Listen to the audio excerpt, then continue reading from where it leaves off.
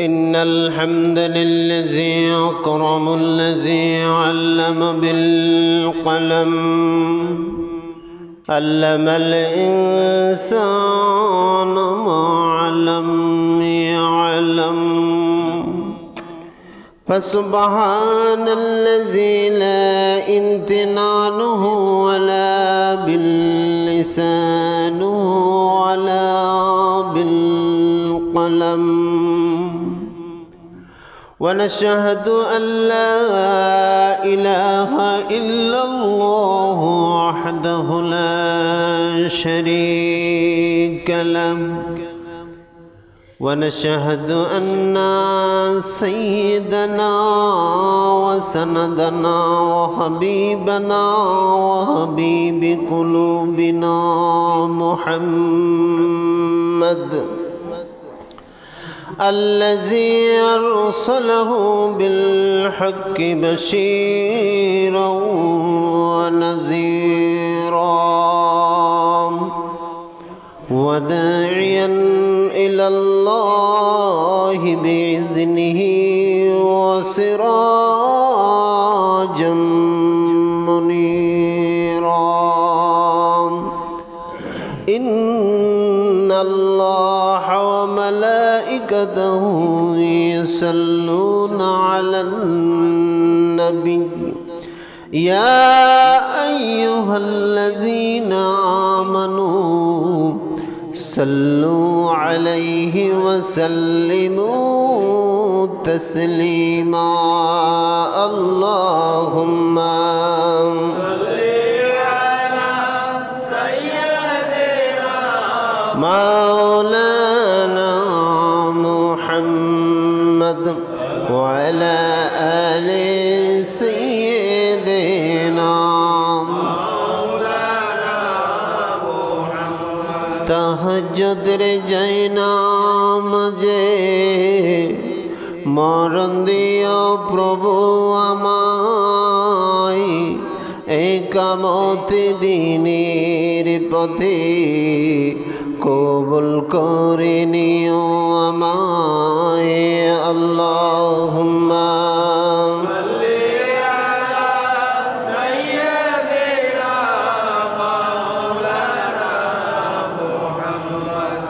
وعلى آل سيدنا তাইফের কথা ভেবে কাঁদে শুধু দুনয়ন এমন দরদি পেতে কাঁদে মন অনুক্ষণ আল্লাহুম্মা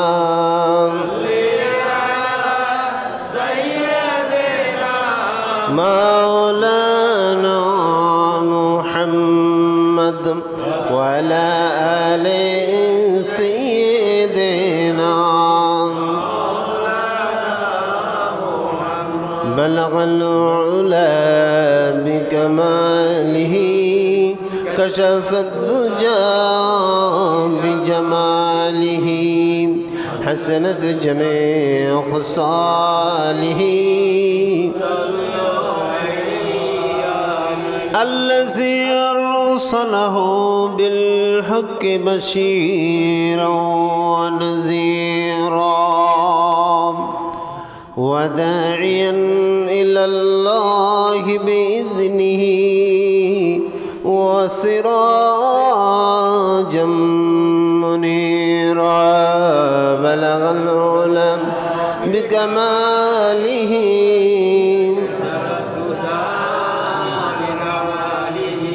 حسنت جميع خصاله سورة يوسف بداري حكمة لقمان امام قرئ قرآن باري أيدي الحساد ما بلغ العلم بكماله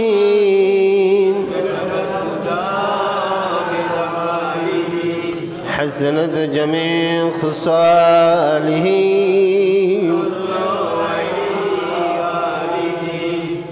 সম্মানিত মুসল্লিয়ানে কেরাম, মুরব্বিয়ান আযম, আজিজ কৃষক যুবক ভাইয়েরা, কচিকাঁচা বেগুনা মাসুম বাচ্চারা, মাইকের আওয়াজ যে পরিমাণ বাহিরে যাচ্ছে, পর্দার অন্তরালগত সম্মানিত মা বোনেরা, আমি সকলের প্রতি শ্রেণী মোতাবেক সালাম জ্ঞাপন করছি। আসসালামু আলাইকুম ওয়া রাহমাতুল্লাহি ওয়া বারাকাতুহু। আল্লাহ তাআলার দরবারে লাখ কোটি শুকরিয়া যে মুনিব আমাদেরকে দুনিয়ার কর্মব্যস্ততাকে পিছনে ফেলে সবার আগে মসজিদে আসার বসার তৌফিক দিলেন। এই জন্য মহান মাবুদের দরবারে কালিমাত শুকর আদায় করছি। সকলে একবার বলছি আলহামদুলিল্লাহ।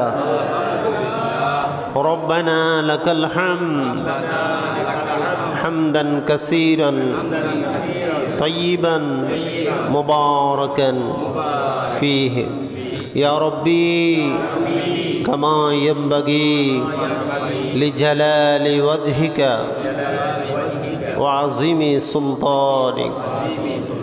সম্মানিত হাজিরিন, আমরা এই জমিনে এসেছি, সাধারণত আমরা মনে করি আমার আব্বা আম্মার মধ্য দিয়ে আমরা এই জমিনে এসেছি। আমরা যে এখন মসজিদে এসেছি, আমি যদি এখন আপনাদেরকে প্রশ্ন করি আপনারা কোথায় এসেছেন, আপনারা সবাই এক বাক্যে উত্তর দিবেন আমরা মসজিদে এসেছি। আর আমাকে যদি প্রশ্ন করেন আপনি কোথায় এসেছেন, আমি বলবো আমি মসজিদে এসেছি।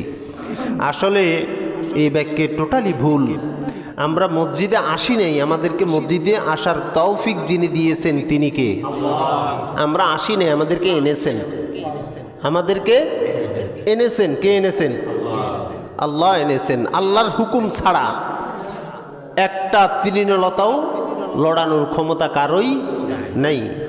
আমরা আসতে পারি নাই। আপনি হয়তো দেখবেন কি বলেন হুজুর আমি পা দিয়ে হেঁটে এসেছি, আপনি বলেন আল্লাহ এনেছে। আপনার এই পাটাকে সচল যিনি রেখেছেন তিনি কে? আপনার মতো বহুত লোক আছে, হাত পা সব ঠিক আছে। আমি দেখলাম গতকালকে এক লোক মাটি ছেঁচড়াইয়া হাঁটতেছে, একদম মাটির সঙ্গে মানে তার পা ছেঁচড়ে হাঁটে। বললাম যে কি হয়েছে? বলে যে প্যারালাইজড হয়ে এক পা পুরো এটাই অচল হয়ে গেছে। পায়ের তালুতে শোক নাই, পায়ের তালুতে কি ইটের কণা পড়ছে না কাঁটা পড়ছে সে আর বলতে পারে না, পায়ের শোক নষ্ট হয়ে গেছে। ও রগগুলোকে অকেজু করে দিয়েছেন তিনি কে? আহা, ধরেন আমরা যারা দাদা হয়েছি, তো দাদা বাজারে যাইব, নাতি বায়না দিচ্ছে দাদা আজকে বাজার থেকে আসার সময় আমার জন্য একটা কাঁঠাল নিয়ে আসেন, বড় একটা কাঁঠাল আনিয়েন। এখন ঘরের যারা আছে তারা চিন্তা করে বাবা বাজারে গেছে, শ্বশুর বাজারে গেছে, প্রয়োজনীয় জিনিসপত্র আনল, কিন্তু নাতির খেয়াল জিনিসপত্রের দিকে নাই। নাতির খেয়াল হলো দাদারে আজকে আমি কইছি কাঁঠাল আনার জন্য, দাদা আমার জন্য কি আনবো? কাঁঠাল আনবো। এখন ধরেন রাস্তার মাথায় এসে নাতি অপেক্ষা করতেছে, দাদা কোন সময় আসবো, কোন সময় আমার জন্য কাঁঠাল নিয়ে আসবো। ধরেন রাস্তার মাথায় এসে দেখলেন দাদার এক হাতে বড় একটা কাঁঠাল নিয়ে বাজারের দিকে মানে বাড়ির দিকে যাচ্ছে, আর এক হাতে বাজারের থইলে। এখন ছোট্ট নাতি, তো ছোট্ট নাতি বাজারের থইলে লওয়া উচিত, কিন্তু নাতিয়ে বাজারের থইলে না লই, নাতিয়ে বায়না দিচ্ছে যে দাদা কাঁঠাল আমার মাথার উপরে দেন। একে তো নেই মাথার চুল, আরও হচ্ছে ছোট্ট বাচ্চা। আচ্ছা কাঁঠালিটা যদি নাতির মাথার উপরে দে, নাতি এই কাঁঠালিটা নিয়ে বাড়ি যাওয়া কি সম্ভব? তারপরেও নাতিরে বুঝানো যায় না। নাতি কয় যে কাঁঠাল আমার মাথার উপরে দিতেই হইব। দাদা হইছে এক মুসিবতে। এখন দাদার গাঁড়ে ছিল হাজি রুমাল, হাজি রুমালের একদম হচ্ছা মডি বেনি করি নাতির মাথার উপরে কাঁঠালটারে উঠাই দিই, দুই হাত দিয়ে দাদা উপরের দিকে আলোক দিয়ে মানে আলগায় রেখছে, নাতিয়ে ওই একদম মাথার উপর দিয়ে হাত দিয়ে কাঁঠালের চাবি দিচ্ছে। বাড়িতে নি কয় কেউ কাঁঠাল খাইতে দিতে না, আমি এনেছি। আসলে কাঁঠাল কি নাতি এনেছে না দাদা এনেছে? দাদা তো আলগা রেখছে, নাতি শুধু মাথা বহন করেছে, যার কারণেই ওই নাতি দাবি করে কাঁঠাল আমি এনেছি। কি হারাম! আপনি আমি মনে করি আপনি আমি কি করেন হুজুর, হাঁটি বাড়িতে গা গোসল দিয়ে হেঁটে মসজিদে ইসলাম, কি আল্লাহ এনেছে? ভুল। তোমার এই পাও দুইটাকে সচল যিনি রেখেছেন, মসজিদে আসার তোমাকে যে যিনি তৌফিক দিয়েছেন তিনি কে? গত কিছুদিন আগে এক লোক দেখলাম চা খেতেছে এক টেবিলে বসে, কয়েক লোকমা চা খাবার পরে হঠাৎ এখান দিয়ে এভাবে করে সিপ দিতেছে। জিজ্ঞাসা করলাম কি হয়েছে? হঠাৎ বুকে ফেন করছে। এই চায়ের টেবিলে কয়েকবার বমি করি পড়ে গেল, দ্রুত তারা হাসপাতালে নিয়ে গেল। লোকটা আছে না মারা গেছে এখনো আমি আর খবর পাই নাই। এটাই হচ্ছে মানুষের জীবন। যে কোনো মুহূর্তে তোমার বাহাদুরি ছিন্ন বিচ্ছিন্ন হয়ে যেতে পারে। সময়ের একটা সেকেন্ড বিশ্বাস নাই, যে কোনো সময় তুমি হারিয়ে যেতে পারো। এই জন্য সচেতন, বিবেকবান, বুদ্ধিমান হচ্ছেন তিনি, এই সুস্থ সবল সময়টাকে যিনি কাজে পরিণত করে লাগায়, যাতে আল্লাহর কাছে পরজগতে আপনাকে আমাকে আসামি না হয়ে যেতে হয়। দুনিয়াতে কেউ আমরা হিসাব ছাড়া পার হতে পারবো না। আল্লাহর হাবিব সাল্লাল্লাহু আলাইহি ওয়াসাল্লাম প্রতি ওয়াক্ত নামাজ পড়ার পরে আল্লাহর কাছে দোয়া করতেন, আল্লাহুম্মা হাসিবনি হিসাবান ইয়াসীরা, আল্লাহুম্মা হাসিবনি হিসাবান ইয়াসীরা, আল্লাহুম্মা হাসিবনি হিসাবান ইয়াসীরা। ও আল্লাহ, তুমি আমার পরজগতের হিসাবটা সহজ করিও। আম্মা জান আয়েশা আল্লাহর হাবিবকে বলেন, ইয়া রাসূলুল্লাহ, ইয়া হাবিবাল্লাহ, আল্লাহ তো আপনার জীবনের সব গুনাহ মাফ করে দিয়েছেন, তারপরেও আপনি কেন হিসাব সহজের জন্য আল্লাহর কাছে দোয়া করেন? আল্লাহর হাবিব বলেন, ও আয়েশা, কোনো কারণে যদি আল্লাহ পুরা জীবনের নয়, একটা ঘন্টার হিসাব যদি আমি রাসূলের কাছ থেকে পরজগতে নেই, একটা ঘন্টার হিসাব যদি আমার কাছে সার্চ করে, আমার কাছে দাবি করে, ওই একটা ঘন্টার হিসাব দিয়ে আমি রাসূল জান্নাতে যেতে পারবো না। এই জন্য আমার কাছে ভয় লাগে, আল্লাহ যদি পরজগতে আমার হিসাব নেই, আমি রাসূল যদি ধরা খেয়ে যাই, যদি কঠিন কোনো প্রশ্ন করে আমি রাসূল যদি উত্তর না দিতে পারি, এই জন্য আমার কাছে ভয় লাগে। আমার প্রশ্ন হলো, যেখানে বিশ্ব নবী নবী মুহাম্মদ রাসূলুল্লাহ সাল্লাল্লাহু আলাইহি ওয়াসাল্লাম পরজগতের ভয়তে আল্লাহর কাছে দোয়া করেন, আল্লাহুম্মা হাসিবনি হিসাবান ইয়াসীরা, আল্লাহ গো তুমি আমার পরজগতের হিসাব সহজ করে দিও। যদি কঠিন হিসাব তুমি নাও, আমি রাসূল ধরা খেয়ে যাব। যেখানে বিশ্ব নবী নবী মুহাম্মদ রাসূলুল্লাহ সাল্লাল্লাহু আলাইহি ওয়াসাল্লাম পরজগতের ভয়তে থরথর করে কাঁপেন, সুতরাং আপনার আমার খবর কি? আপনি আমি কোন রাস্তায় আগাচ্ছি? না শুধু খাইতেছি আর ঘুমাইতেছি, সকাল হচ্ছে রাত হচ্ছে, একটু কি চিন্তা করি না? মায়ের গর্ভ থেকে যখন এসেছিলাম আমার মুখের ভিতরে দাঁত ছিল না, মায়ের গর্ভ থেকে যখন এসেছিলাম আমার মাথার ভিতরে হাড় এরকম চুল ছিল না, মায়ের গর্ভ থেকে যখন এসেছিলাম আমার বাক শক্তি ছিল না, কথা বলতে পারতাম না, আমি হাঁটা চলা করতে পারতাম না, অন্যের সাহায্য নেওয়া ছাড়া এক মুহূর্ত আমি চলতে পারতাম না। অলৌকিক শক্তি দেন আল্লাহ সুবহানাহু ওয়া তাআলা আমার মুখের ভিতরে জবান দিয়েছেন, কথা বলার শক্তি দিয়েছেন, আমার মাথার ভিতরে চুল দিলেন, মুখের ভিতরে দাঁত দিলেন, আমার হাঁটার জন্য শক্তি দিলেন। কিন্তু এই শক্তি, এই রূপ, এই রং, এই কথা বলার ক্ষমতা, এই শক্তি চিরজীবন থাকবে না। বয়সের বাটা পড়তে পড়তে একদিন ক্রমান্বয়ে আমার সব বিলীন হয়ে যাবে। এই যে মুরব্বী বসা, ওনাদের আমলে বলতো ছেলে না 1 কেজি ভাত কোগা, ছেলে না 1 কেজি ভাত পোকা।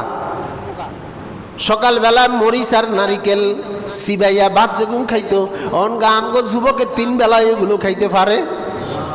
এগুলো এক সময় ওই হাডুডু খেলাইতো, 3 ফলওয়ানা দড়ি এদেরকে রাখা সম্ভব হতো না। কি গো মুরগি, ঠিক নেই? কি শক্তি ছিল! আপনার বৃষ্টির ভিতরে জোংরা লাগাই ধান রোপণ করতো। এখন মুরব্বীরে যদি বলেন মুরব্বী হাঁটি চলেন তো একটু রাস্তার মাথায় যেমন, মুরব্বীকে হুজুর মসজিদে আসতে তারও 3 বার জিরান লাগে। কই গেল শক্তি? যাইতে কি ওনার কাছে টেলিফোন করছেন, মুরব্বী 60 বছর আপনি শক্তি পাইছেন, আস্তে আস্তে আপনার শক্তিগুলো নিয়ে যাচ্ছি। মুরব্বী জানে না শক্তি পাইতে যেরকম আল্লাহ আপনারে বলি শক্তি দেয় নেই, আর শক্তি আপনার থেকে মাইনাস হওয়ার সময়ও আপনি টের পাবেন না। যতই আপনি নিজেকে ফিট রাখার জন্য কত কিছু ব্যবহার করেন, মাথার চুল কালো রাখার জন্য খিজাব লাগায়, দাড়ি কালো রাখার জন্য খিজাব লাগায়, নিজেকে স্বাচ্ছল্য রাখার জন্য, সুন্দর রাখার জন্য মানুষ কত চেষ্টা করে, ডাক্তার দেখায়, স্কিন ডাক্তার দেখায়, নিজের সৌন্দর্য বৃদ্ধি করার জন্য আইব্রো লাগায়, সোনু লাগায়, মনু লাগায়, ক্রিম লাগায়, কত কিছু লাগায় নিজের একটু ফিটফাট রাখার জন্য চেষ্টা করে। আসলে শরীরের ত্বক, শরীরের শক্তি, শরীরের অঙ্গ প্রত্যঙ্গ আপনার আদেশ মানে না, শরীরের প্রত্যেকটা অঙ্গ প্রত্যঙ্গ আদেশ মানে কার? আজকে সকাল থেকে আমার পেটের বাম পাশে একটু চিনচিন চিনচিন করে ব্যথা করতেছে, এটা আমার কথা বলতেছি। গ্যাস্ট্রিকের ওষুধ খাইলাম, কাজ নাই, এখনো চিনচিন করে ব্যথা করেন। যদি এই ফ্যাট আমার আদেশ মানত, আমি তো চাই আমার ফ্যাটটা সুস্থ থাকুক, সবল থাকুক। তার মানে হলো ফ্যাটের অঙ্গ প্রত্যঙ্গগুলো আমার আদেশ মানে না, এগুলো মানে কার? চোখের ভিতরে চশমা লাগায়, মুরব্বী কি হয়েছে চশমা কিনলে লাগান? বলে আগে অনেক দূরের জিনিসও দেখতাম, এখন চোখের সামনে বাজা মাছও দেখতে পাওয়া যায় না। তার মানে হলো আপনার চোখের পাওয়ার আপনার আদেশ মানে না, আপনার চোখ আদেশ মানে কার? কিসের বাহাদুরি করো, নিজেও তুমি নিজের নয়। কিসের বাহাদুরি করো, নিজের তুমি নিজের নয়। তোমার দেহের অঙ্গগুলো, তোমার দেহের অঙ্গগুলো তোমার নয়। আমরা বলি এটা আমার, হাত আমার, পাও আমার, চোখ আমার, মাথা আমার, পাও আমার, সব কিছু আমার, জায়গা জমি আমার, ছেলে মেয়ে আমার। আসলে হিসাব করে একটু ঠান্ডা মাথায় চিন্তা করেন, আপনার বলতে কিচ্ছু নেই, সব জিরো। একটাই আছে আপনার, সেটা হচ্ছে আমল। আমল করে যদি নিজের করে নিতে পারেন, তাহলে আপনার কবরে, আপনার হাসরে, আপনার মিজানে, আপনার ফুলসেরাতে আপনি হচ্ছেন বাদশাহ। সেদিন যারা আপনাকে হিংসা করতো, আপনাকে বিভিন্ন রকমের ব্যঙ্গ করতো, ও মল্ল হয়ে গেছে, ওর হাতে ওর নামাজি হয়ে গেছে, বাবা বাবা দরবেশ হয়ে গেছে। সত্যি কয় কি কয় না মানুষ, এদের মা গো মা আঙ্গত হাতে মলিসা হয়ে গেছে। যারা এইসবগুলা বলে আপনারা টিস্কারি করতো, যেমন ধরেন কিছুদিন আগে বাইরে লইছে এক হুজুরে, ওই মোস্তাক ফয়জি এক হুজুরে মুরব্বী কুঙ্কে উঠে যেতে কইছে, মুরব্বী মুরব্বী ইয়ানো নেতাগুলো টানি লই, শুধু বাংলাদেশে নয় বহিরাগত রাষ্ট্রে বিদেশিরাও এখন এই মানে এটাকে ভাইরাল করে দিছে। কি মুরব্বী মুরব্বী মুরব্বী মুরব্বী। যদি এটারে আপনি একটা আলেমকে হেয় করার জন্য যদি এই বাক্যটা গ্রহণ করেন, কিয়ামতের দিন জবাবদিহি করা লাগবে। শুধু ওনাকে না, কোনো আলেমকে না, কোনো একটা লোককে যদি আপনি ছোট করার জন্য এসবগুলো করেন, তাহলে কিয়ামতের দিন আল্লাহর আদালতে আসামি হইতে হবে। ভালো কোনো কিছু তুমি ভাইরাল করতে পারো না। হুজুরেরা কি নামাজের ওয়াজ করে না? করে কি করে না? জান্নাতের ওয়াজ করে না? জাহান্নামের ওয়াজ করে না? পদ্মার ওয়াজ করে না? সুদের ওয়াজ করে না? ঘুষের ওয়াজ করে না? এগুলো ভাইরাল করো না কেন? ও মুরব্বী মুরব্বী ইয়ান ভাইরাল করতে আসো। শুধু এই জিনিসটা ভাইরাল কি হিন্দুর ছেলে করছে, মুসলমানের ছেলে এটার লগে জড়িত নেই? আছে কি নাই? আছে আছে আমাদের দুর্ভাগ্য। যাই হোক, প্রসঙ্গ অন্যদিকে চলে যাবে, এদিকে আমি গেলাম না।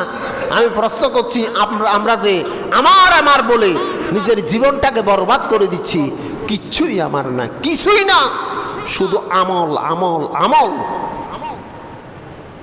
স্ত্রীর ভালোবাসা কবরে রাখছেন না খাটে রাখছে যতক্ষণ, স্ত্রীর ভালোবাসা ততক্ষণ।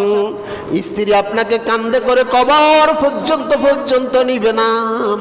আপনি স্ত্রীর সঙ্গে ঘরে খাটে আছেন যতক্ষণ, স্ত্রীর ভালোবাসা ততক্ষণ। ছেলে মেয়ের ভালোবাসা ততক্ষণ, কবরে রাখছে না যতক্ষণ।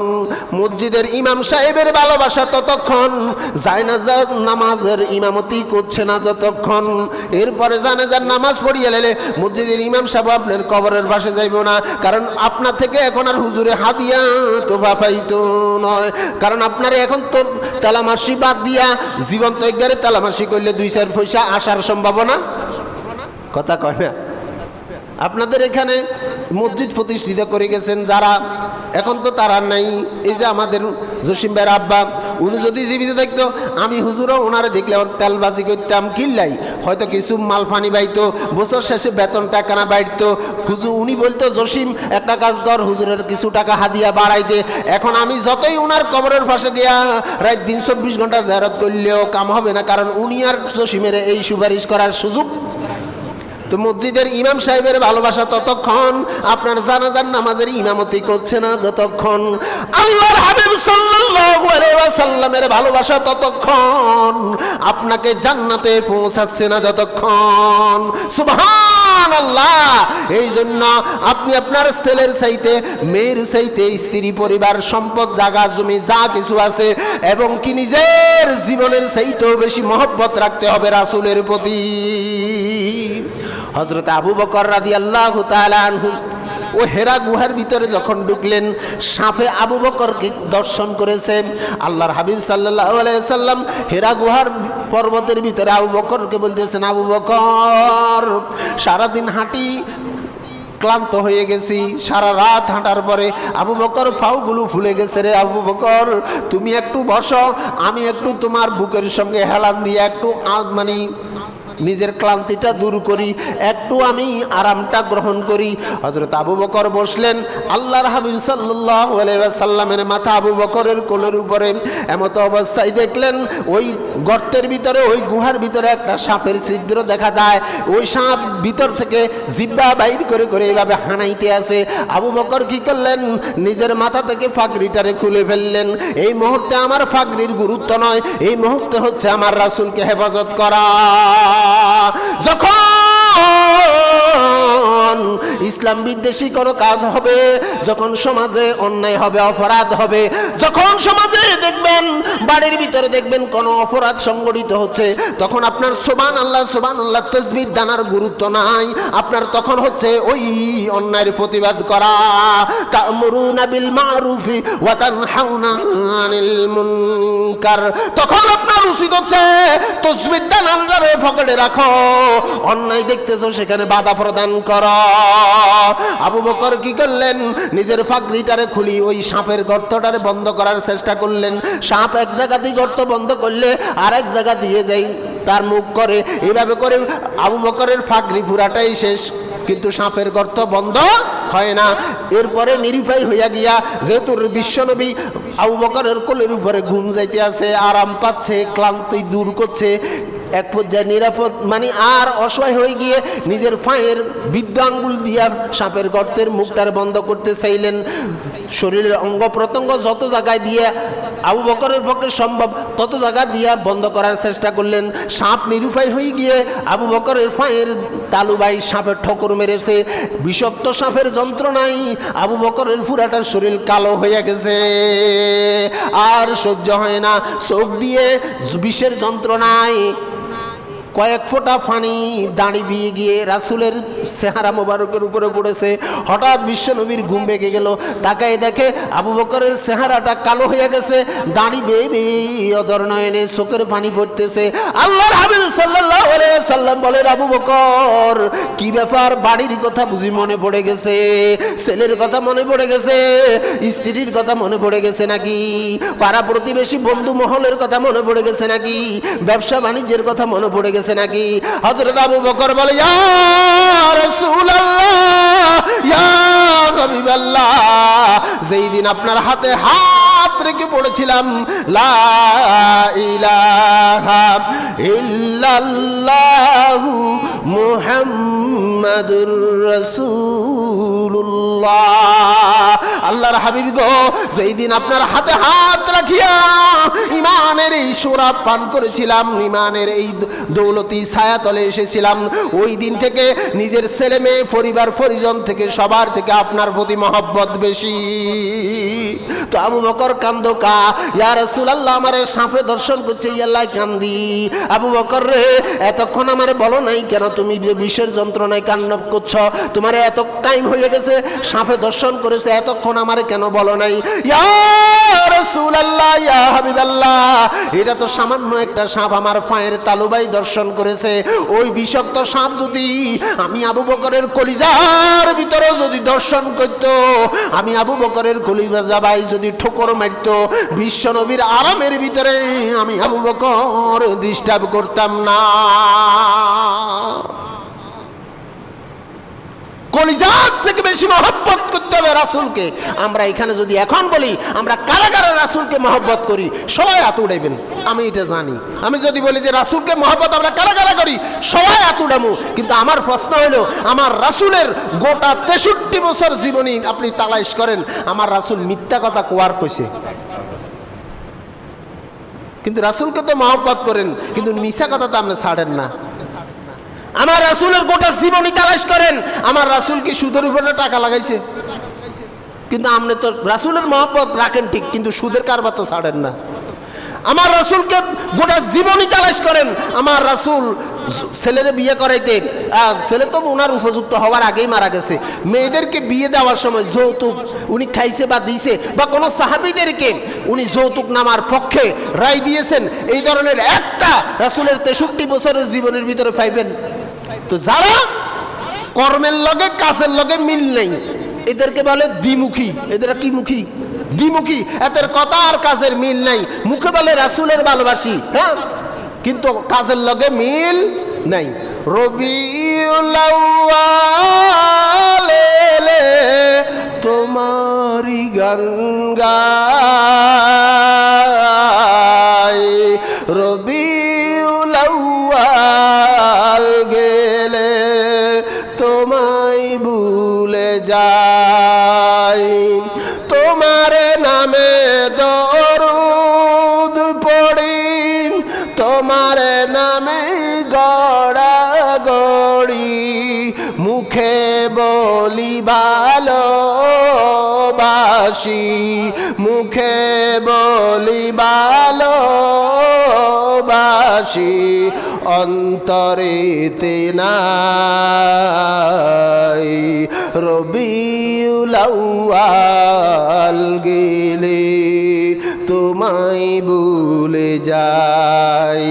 আমরা রাসূলকে ভালোবাসি কিন্তু সুদের কারবার ছাড়ি না। আমরা রাসূলকে ভালোবাসি, নামাজ কিন্তু পড়ি না। আমরা রাসূলকে ভালোবাসি, রোজা কিন্তু রাখি না। আমরা রাসূলকে ভালোবাসি, মিথ্যা কথা ছাড়ি না। আমরা রাসূলকে ভালোবাসি, দুনজামি ছাড়ি না। আমরা রাসূলকে ভালোবাসি, অন্যায় অপরাধ ছাড়ি না। তার মানে হলো কথা আর কাজের লগে মিল নাই, এটা সত্যিকার রাসূলের আশিক নয়, এরা ভণ্ড। যদি রাসূলের আশিক হতে হয়, গোটা লাইফ রাসূলকে অনুসরণ অনুকরণ করে চলতে হবে। কিন্তু দুর্ভাগ্য হলো সত্য, আজ আমরা যে জাতি, ঘৃণার জাতিতে পরিণত হয়েছি, একটাই কারণ। আল্লাহর কাছে দল হইল দুইটা, একটা হইলো আল্লাহর দল আর একটা হইলো শয়তানের দল। আল্লাহর কাছে সিস্টেম হলো দুইটা, একটা হলো জান্নাতি দল আর একটা হইলো জাহান্নামী দল। বাংলাদেশে কত হাজার দল আছে হিসাব নেই, কত হাজার দল আছে, হিসাব নাই। আমি বলবো আওয়ামী লীগ আপনার পরিচয় নয়, বিএনপি আপনার পরিচয় নয়, জামাতে ইসলাম আপনার পরিচয় নয়, জাতীয় পার্টি আপনার পরিচয় নয়, হেফাজতে ইসলাম পরিচয় নয়। আপনার বড় পরিচয় হচ্ছে আপনি মুসলমান। আপনি কি মুসলমান? কিন্তু দুর্ভাগ্য হলো আমরা কন্দল করেন, আমরা কন্দল করেন।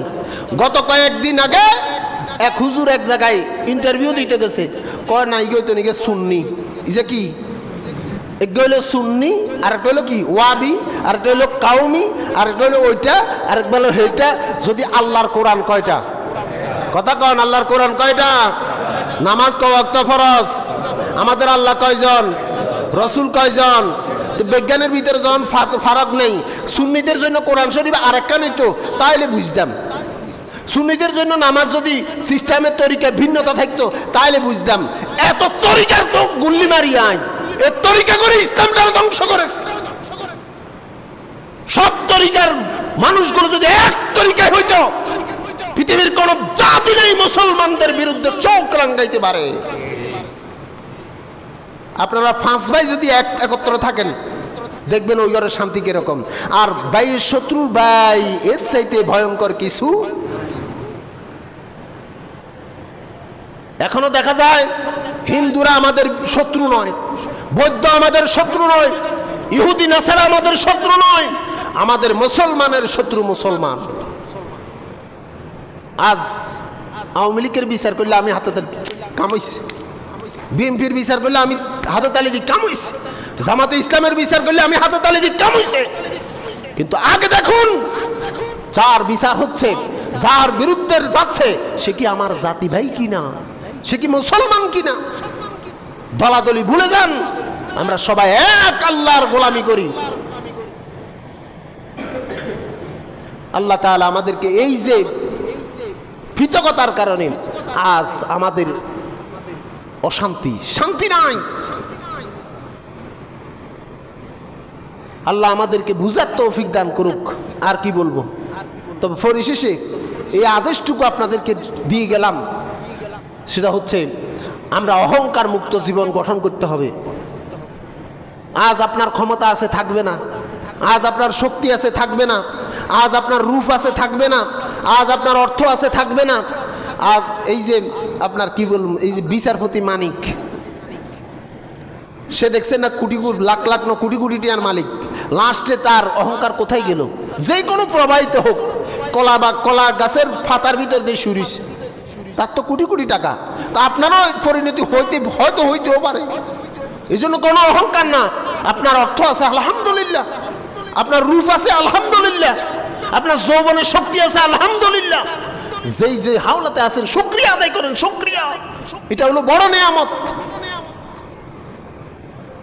তোমার মতো যুবক আজ আপনার শক্তি আছে, অহংকার দেখাচ্ছেন, ওই একদম নিরীহকে ঠাস করে 100 বার লাগাই দিলেন, 2 বার ফাতলা ফেকানো হইলে 3য় তুমি উঠি দাঁড়াইতে পারবে না মিয়া, কিসের তো অহংকার করো? এই জন্য শক্তি আছে আলহামদুলিল্লাহ। অহংকার মুক্ত জীবন গঠন করুন, রাসূলকে ভালোবাসার মতো ভালোবাসুন। মনে রাখবেন, আল্লাহর কাছে পছন্দনীয় একমাত্র জীবন বিধানের নাম হচ্ছে ইসলাম। ইন্নাদ দীনা ইনদাল্লাহিল ইসলাম, আল ইসলামও, কথা কয় না, আল ইসলামও হাক্কুন, হাক্কুন মানে কি? সত্য। আল ইসলামও হাক্কুন ওয়াল কুফরু বাতিলুন, ইসলাম ছাড়া অন্য সব কিছু হলো বাতিল, অন্ধকার। আল ইসলাম নূরুন, ইসলামের ভিতরে আসো, তোমার জীবন আলোকিত হয়ে যাবে, প্রভাবিত হয়ে যাবে, সূর্যের মতো মানে তোমাকে প্রভাবিত হবে। এখন কি আলোচনা করতে গেলে অনেক টাইম, আমার আজকে টাইমও নাই, সুযোগও নাই, আর এই বিষয়টায় গেলাম না। তবে আল ইসলাম হাক্কুন ওয়াল কুফরু বাতিলুন, আল ইসলাম নূরুন ওয়াল কুফরু যুলুমাত, ইসলাম ছাড়া বাকি সব কিছু অন্ধকার। এই জন্য ইসলামের ভিতরে আসবেন, পরিপূর্ণ আসেন। উদখুলু ফিস সিলমি কাফা, পরিপূর্ণ ইসলামের ভিতরে ঢুকেন, আপনার জীবনটাকে পরিবর্তন যিনি করে দিবেন তিনি কে? আল্লাহ আমাদেরকে বুঝার মানার তৌফিক দান করুক। ওয়া মা তৌফিক ইল্লা বিল্লাহ, আলাইহি তাওয়াক্কালতু ওয়া ইলাইহিল উনীব। আসসালামু আলাইকুম ওয়া রাহমাতুল্লাহি ওয়া বারাকাতুহু।